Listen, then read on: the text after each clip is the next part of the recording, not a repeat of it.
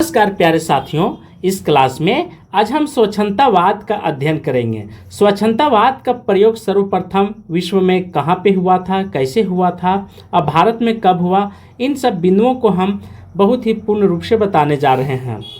आपका कॉन्सेप्ट आज इस क्लास में क्लियर हो जाएगी कि स्वच्छंदतावाद होता क्या है, आखिर इसका प्रयोग करने का उद्देश्य कवियों के पीछे क्या थी। इंग्लिश में इसे रोमांटिसिज्म बोला जाता है। फर्स्ट में स्वच्छंदतावाद का सर्वप्रथम इंग्लैंड में 1654 ईस्वी में हुई थी। बहुत इंपॉर्टेंट है, ठीक है, 1654 ईस्वी में हुई थी। काव्य प्रवृत्ति एवं उदारवाद के विरोधी पक्ष के रूप में स्वच्छंदतावाद का सर्वप्रथम प्रयोग जर्मन आलोचक फ्रेडरिक श्लेगल ने किया था।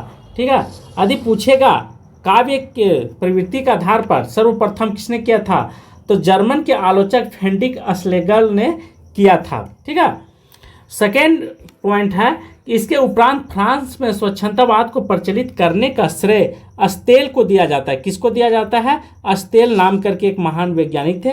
फ्रांस में सर्वप्रथम राजक्रांति, फ्रांसीसी राज्य क्रांति, जो 1789 ईस्वी में यह प्रारंभ हुई थी।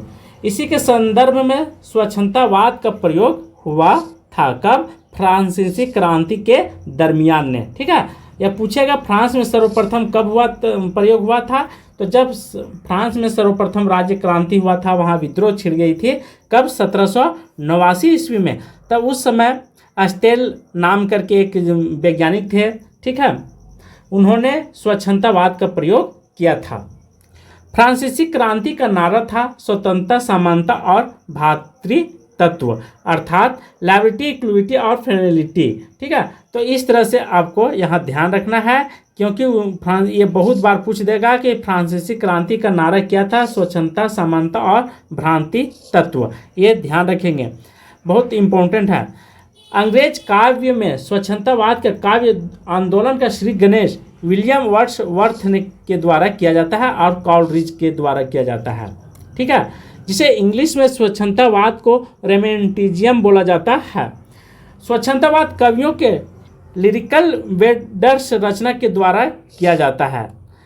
हिंदी में स्वच्छंदतावाद के प्रवर्तक श्रीधर पाठक थे। ठीक है, भारत में हिंदी का श्री गणेश जब हुआ, हिंदी खड़ी बोली में आया, फिर गद्य विधा का प्रारंभ हुई, तो स्वच्छंदतावाद का हिंदी में भी प्रयोग है। वहाँ पे स्वच्छंदतावाद के बहुत सारे कवि भी हैं, जैसे श्रीधर पाठक हो गए, बहुत सारे, और मुकुटधर पांडे हैं, लोचन प्रसाद पांडे हैं, रूप नारायण पांडे हैं, ठीक है, राम नरेश त्रिपाठी हैं।